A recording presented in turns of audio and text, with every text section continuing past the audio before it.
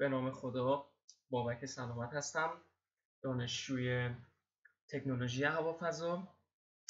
در این ویدیو آموزشی من قصد دارم در رابطه با دینامیک یک سیستم بسیار بسیار ساده مکانیکی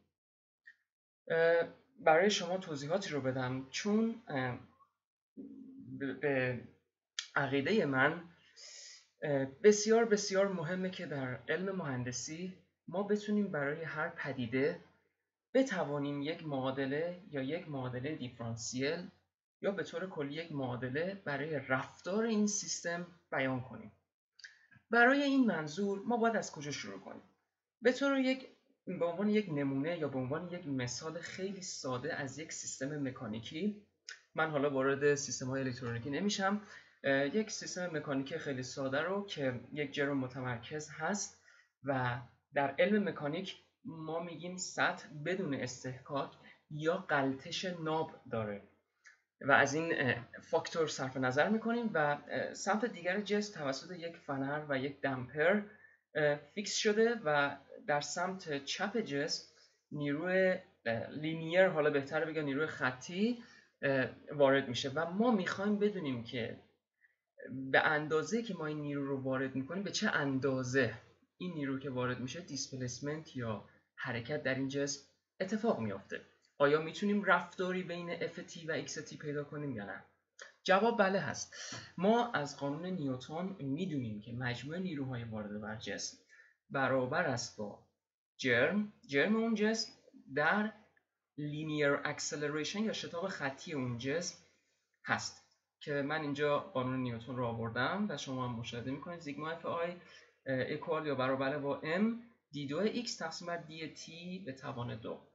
در رابطه با فنر ما تک تک اعضای این سیستم رو باید به ترتیب معادلات رو درایو کنیم و بعد توسط قانون نیوتن یک معادله بسته یا یک معادله دیفرانسیل بسته، بهتر بگیم، برای این سیستم بیان کنیم.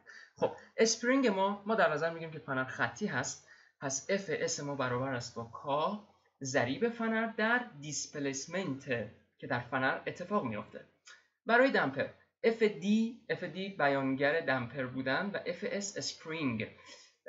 برای FD اکوال با B dx به dt که این B ضریب دمپر میتونه تغییر کنه که ما با یک ثابت نشون میدیم.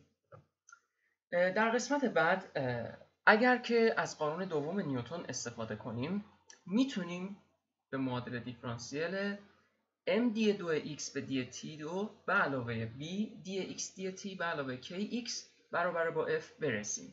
این همون چیزی که مد نظر و ستیسفایر ما هست و ما از این یعنی به زبان ساده تر میتونیم بگیم که اگر که ما عکس یا تصویری از جسم نداشته باشیم، با این معادله دیفرانسیل انگار ما داریم رفتار اون سیستم رو بیان میکنیم. تمام اطلاعات اون سیستم در این معادله دیفرانسیل ذخیره شده.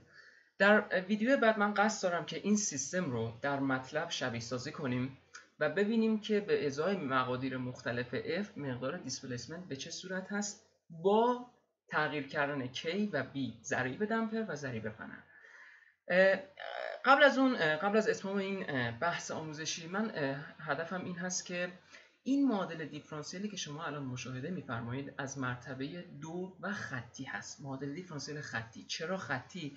چون ضرایب تک تک به صورت یک ضریب ثابت m b k و این برم که عدد ثابت همون نیروی ما هست. این یک معادله دیفرانسیل خطی مرتبه 2 هست. آیا میتونیم ما این نوع، چون در مطلب اگر بخوایم اینو به روش ODE حل کنیم باید به صورت یک مشتق باشه، نه مشتق مرتبه 2. باید به صورت تجزیهش کنیم به صورت معادله دیفرانسیل های مرتبه 1. آیا می توانیم روشی بیان کنیم؟ بله. من یوتی رو اینجا ft قرار میدم و x یک تی، بسیار توجه کنید، x یک تی رو قرار میدم x تی، در نتیجه x 2 تی برابر با dx به dt و y تی رو میگیریم x تی. اگر یک کمی ساده سازی قرار بدیم و ساده سازی رو انجام دهیم، به این نوع از سیستم منجر میشیم که این در علم کنترل بسیار بسیار معروف است که حالا من نمیخوام وارد جزئیات سیستم های کنترلی بشم، ولی ما این نوع مدل از سیستم ها رو معمولا در شبیه سازی ها یا در مقالات استفاده میکنیم که این مطلوب ما هست. خیلی خیلی متشکرم از توجه شما و در آموزش بعد من قصد دارم که این سیستم رو به صورت عملی در مطلب پیاده سازی کنیم. به امید دیدار.